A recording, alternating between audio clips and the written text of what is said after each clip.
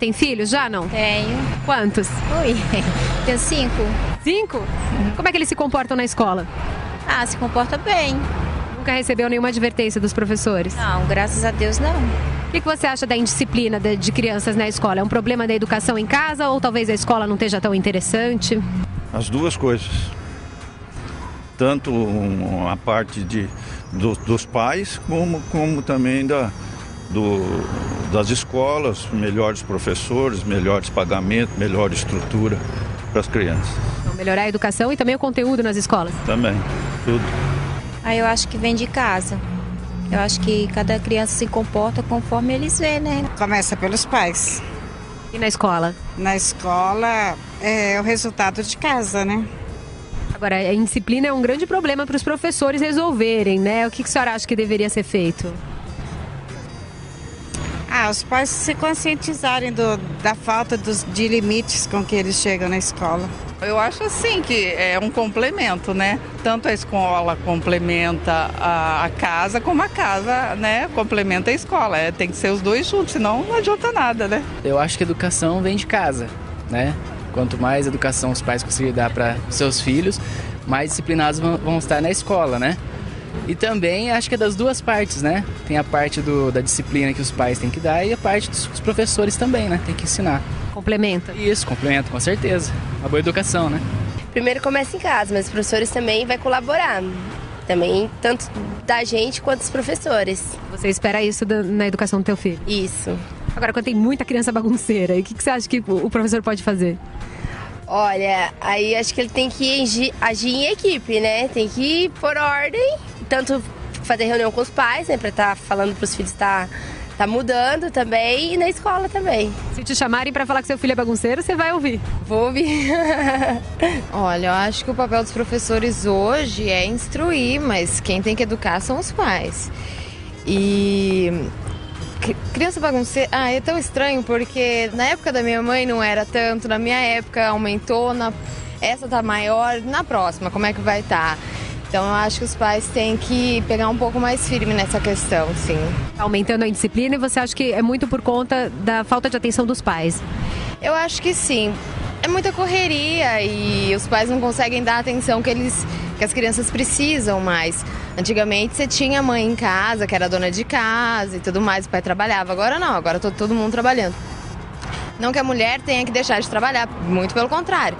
Mas ela ainda assim, ela tem que tanto ela quanto o pai tem que buscar uma forma de participar um pouco mais. Senão sobra para os professores. Sobra para o professor.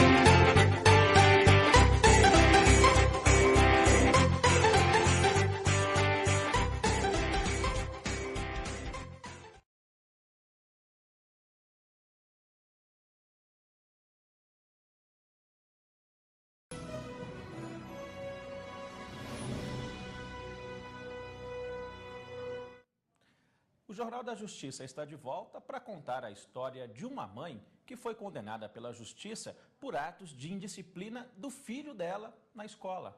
Ela foi considerada negligente no caso.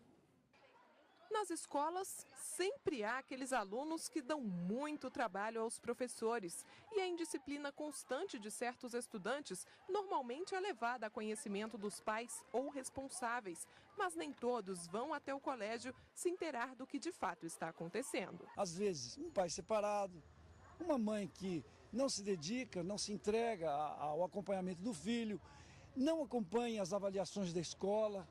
Então, isso reflete que a criança está sendo mal conduzida na sua vida, né? Meu filho também já foi vítima de bullying, né? E a gente chegou a um momento que a gente exigiu da escola que a escola chamasse os pais para conversar, porque a gente via que não havia compromisso nenhum dos pais no sentido de orientar a criança. Em Goiás, a Justiça condenou uma mãe por negligência na criação do filho. Ela foi responsabilizada pela indisciplina constante da criança na escola, porque não ajudava a melhorar o comportamento do aluno, já que não comparecia às reuniões escolares e nem apresentava justificativas. O Tribunal de Justiça de Goiás entendeu que a mãe descumpriu deveres inerentes ao poder familiar previstos na Constituição. A mulher chegou a alegar que não tem condições financeiras e precisa cuidar de 3 filhos, mas o TJ determinou o pagamento de multa no valor de 3 salários mínimos. A quantia será encaminhada a um fundo de direitos da criança de Cristalina.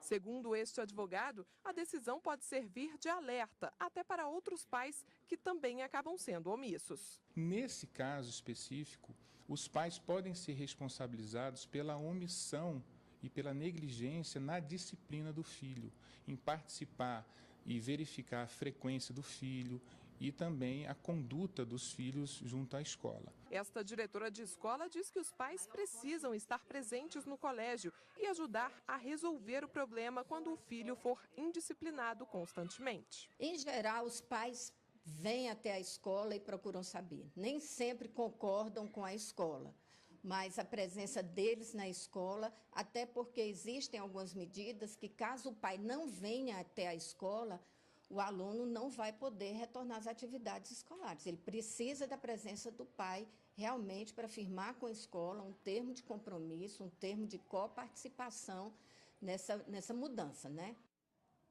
Bom, e sobre esse assunto, sobre a responsabilidade dos pais, da escola também com as crianças, a gente conversa aqui no estúdio com a doutora Selma Sauer Brown, promotora de justiça da Vara da Infância e da Juventude daqui do Distrito Federal. Doutora, boa tarde, obrigado pela participação. Bom, vamos começar falando sobre aquela matéria, né, doutora, que é feita pela repórter Daniela Garcia. Não dá para os pais deixarem a criança na escola e achar que a responsabilidade é só do colégio, né?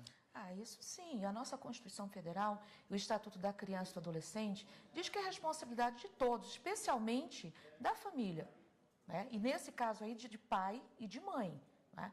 A escola, ela também tem responsabilidade no sentido de ser um outro espaço de social, de convivência da criança, então ela também é responsável, mas não sozinha.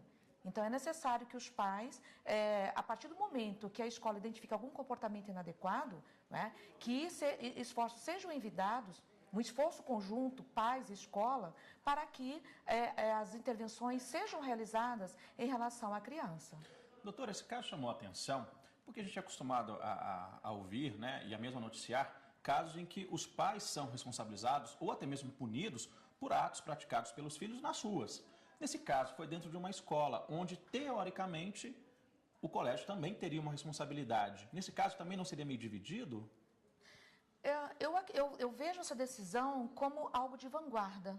Não é? É algo de vanguarda no sentido de que se a nossa legislação diz que há uma corresponsabilidade entre todos, então é a escola cada vez mais assumindo o seu papel no sentido de garantir direitos à criança e ao adolescente, que mudar comportamento, fazer as interferências necessárias, é necessário que haja também uma harmonia, né, com os pais. Então, a escola não pode estar, de repente, partindo para uma intervenção sem que haja um compromisso também dos pais em estarem redimensionando o comportamento da criança e do adolescente no ambiente familiar.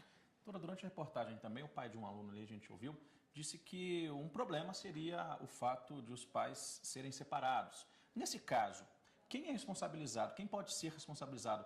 Quem tem a guarda ou os dois, independentemente deles serem separados? Os dois, né? Por que os dois? Porque os dois exercem o poder familiar. Somente um dos atributos do poder familiar, que é a guarda, é que foi entregue a um dos pais. Portanto, é importante que aquele que não detém a guarda, que seja vigilante e que participe da educação do filho, considerando que também ele pode ser responsabilizado, na medida em que os demais poderes, os demais atributos do poder familiar estão presentes. Ele também detém os demais atributos. Doutora, esses casos são comuns no judiciário? Não é muito comum vindo da escola. É muito mais comum vindo via conselho tutelar. O conselho tutelar aplica determinadas medidas, não se tem uma resposta satisfatória e termina encaminhando essa questão para o Ministério Público. O MP termina também adotando alguma providência na seara da responsabilização. É o que a gente estava falando, né? A gente é acostumado a ver crianças e adolescentes, às vezes, praticando alguma irregularidade, algum ato infracional na rua, né? Na escola é mesmo uma novidade, né? E como a senhora disse, é uma decisão de vanguarda. É uma decisão de vanguarda porque é a partir dessa proteção, dessa chamada à responsabilidade da família e também dos demais espaços sociais, é que nós vamos estar prevenindo a criminalidade. Evitar que essa criança ou esse jovem vá para a rua praticar ato infracional. Uma coisa está ligada à outra, né, doutora? É, isso mesmo. Obrigado pela sua participação, seja sempre bem-vindo aqui e um ótimo fim de semana. Eu que agradeço. Boa tarde.